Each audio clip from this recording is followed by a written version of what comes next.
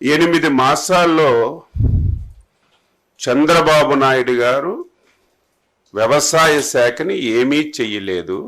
రైతు దీనావస్థలో ఉన్నాడు, పంటలకి గిట్టుబాటు రావడం లేదని చెప్పి ఈరోజు పచ్చి అబద్ధాలు మాట్లాడుతున్నటువంటి వ్యక్తికి నేను ప్రెస్ మీట్ పెట్టి సమాధానం చెప్పలేనటువంటి అవసరం ఉన్నా సరే, ప్రజా జీవితంలో ఉన్నాం కాబట్టి, మనం ప్రజలకి జవాబుదారీ కాబట్టి ఈరోజు రైతులకి ఈ రాష్ట్ర ప్రభుత్వం చేసిన విషయాలని తెలియచేయాలనే ఉద్దేశంతోనే ఈరోజు పత్రికా సమావేశం పెట్టాను. 5 సంవత్సరాలు ఈ రాష్ట్రంలో ప్రధానమైనటువంటి శాఖలు, 70% మంది బతుకుతున్నటువంటి శాఖలు, ఈ రాష్ట్రానికి ఆదాయ మార్గాలను తీసుకొస్తున్నటువంటి శాఖల్ని 5 సంవత్సరాలు తాళమేసి బిగించినటువంటి వ్యక్తి ఈరోజు ఆ శాఖల గురించి మాట్లాడుతున్నాడు. ఈరోజు వ్యవసాయ అనుబంధ శాఖలు, ఈ రాష్ట్రంలో 60-70% మంది వ్యవసాయం అనుబంధ రంగాల మీద ఆధారపడ్డారు. అందులో రాష్ట్రానికి ఎక్కువ ఆదాయ వనరులు వచ్చినటువంటి శాఖ వ్యవసాయ అనుబంధ శాఖలు. 5 సంవత్సరాలు ఒక్కటంటే ఒక్కటి రైతు గురించి నువ్వు చేసి ఇది నేను చేశానని చెప్తే ఎవరమైనా సరే గౌరవిస్తాం. ఒకవేళ ఆయన చేసిన మంచి విషయాలుంటే తీర్చుకొని ఆచరిస్తాం. 5 సంవత్సరాల్లో అతి ప్రధానమైనటువంటిది శాఖలో సాయిల్ టెస్టింగ్ అనేది ఒక్క సెంటు భూమికి సాయిల్ టెస్టింగ్ చేసి ఒక్క కార్డైనా నువ్వు ఇచ్చావని నిరూపించగలిగితే నువ్వు చెప్పిన దానికి నేను సిద్ధంగా ఉంటాను. 5 సంవత్సరాల్లో మొత్తం వ్యవసాయ శాఖని అట్టక మీద పెట్టావు. 2014-19లో చంద్రబాబు గవర్నమెంట్లో తీసుకున్నటువంటి అనేక నిర్ణయాలని నువ్వు పూర్తిగా పాతాళలోకాన్ని పాతిపెట్టి రైతుకి తీవ్రమైనటువంటి ఇబ్బందులకు గురి చేశావు. 5 సంవత్సరాల్లో మెకనైజేషన్ కింద ఒక్క పైసా నువ్వు ఖర్చు పెట్టావని లెక్కలు చూపించు. ఈరోజు అత్యంత ప్రాధాన్యమైనటువంటిది డ్రిప్పు, స్ప్రింక్లరు, ఇరిగేషన్ మీద ఆధారపడినటువంటి రైతులు ఉన్నారు.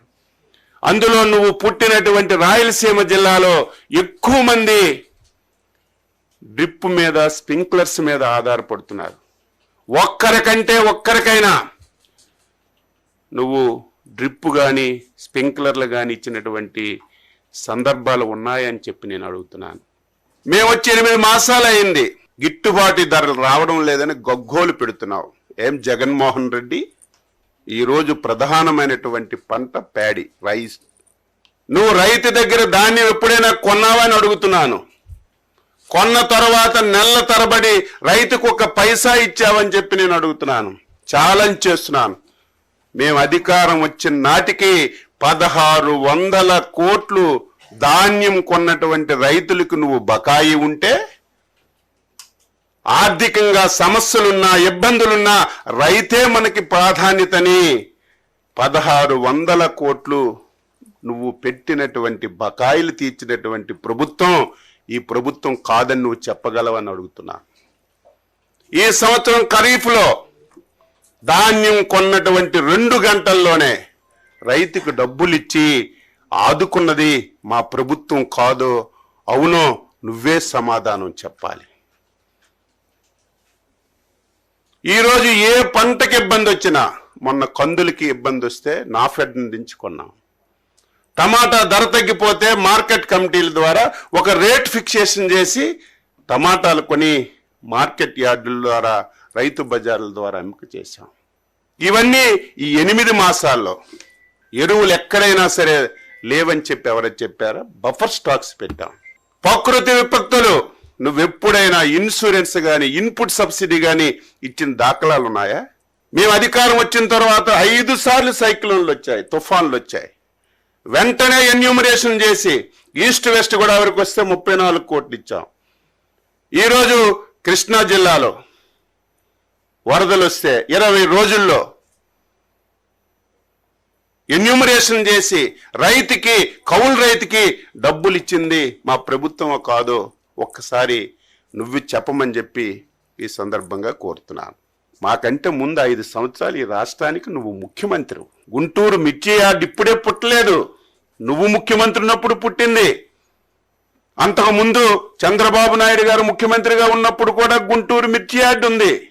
దాని చరిత్రను ఒకసారి తెలుసుకోకుండా ఇష్టానుసారంగా చెప్పిందే చెప్తే, అబద్ధాలు చెప్తే, ఒక పనికి మారిన పేపరు, టీవీ ఉందని స్క్రోలింగ్ లేస్తే ప్రజలు నమ్ముతారు అనుకుంటే నీ అవివేకం అని చెప్పి నేను ఘంటాపదంగా చెప్పదలిచా.